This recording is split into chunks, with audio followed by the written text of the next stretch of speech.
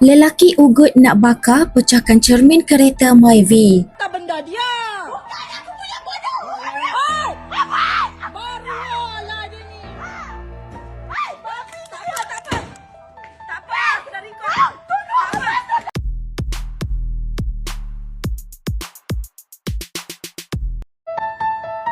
Itulah rakaman video seorang lelaki didakwa cuba mengugut seorang wanita dipercayai bekas isterinya dan memecahkan cermin kereta. Menerusi video tersebut, lelaki berkenaan datang ke rumah wanita terbabit kerana tidak berpuas hati.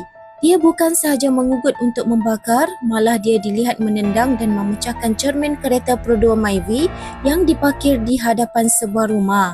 Wanita berkenaan yang berang mengancam untuk melaporkan perkara itu kepada polis dan meminta lelaki itu untuk beredar dari situ.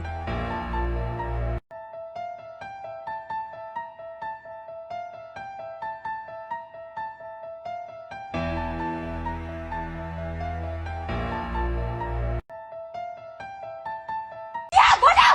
Dah. Tak tahu aku punya pasal. Hang telefon balik. Dah telefon balik mai. Hang tunggu balik mai. Tak. Ada sentuh. Masalahnya tu harta benda dia.